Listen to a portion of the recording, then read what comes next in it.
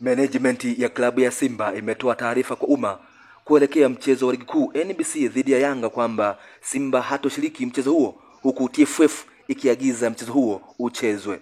Mimi ni Mtano wa TV Kanda ya Ziwa.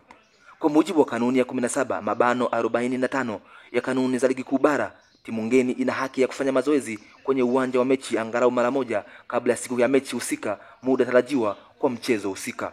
Kwa makusudi Simba imenyimwa haki hiyo licha ya kufika uwanjani katika muda husika. Simba iliarifiwa na meneja wa uwanja kuwa hana maelekezo ya kuruhusu mazoezi kufanyika bila maelekezo ya kamishna wa mchezo.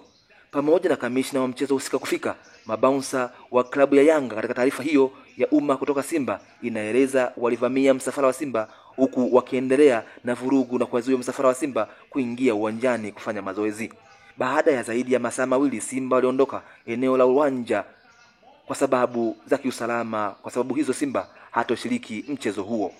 Shirikisho la mpira wa miguu Tanzania TFF imepokea barua ya malalamiko hayo kutoka Simba na imeagiza kuendelea na mchezo huo kama ilivyopangwa ili kuheshimu ratiba ya ligi kuu NBC na kuzingatia maslahi ya mashabiki, wadhamini na ligi kuu kwa ujumla.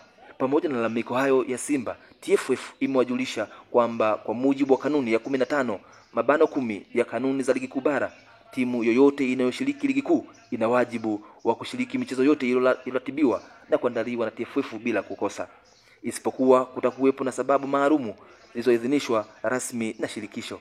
Aidha, kukosa kushiriki michezo husika kunaweza kupelekea adhabu kulingana na kanuni ya 16 mabano 1 inayohusu maamuzi dhidi ya timu zisizotii ratiba za ligi. Hana mengi, usisahau kusubscribe ili mwanafamilia wa Dalu TV.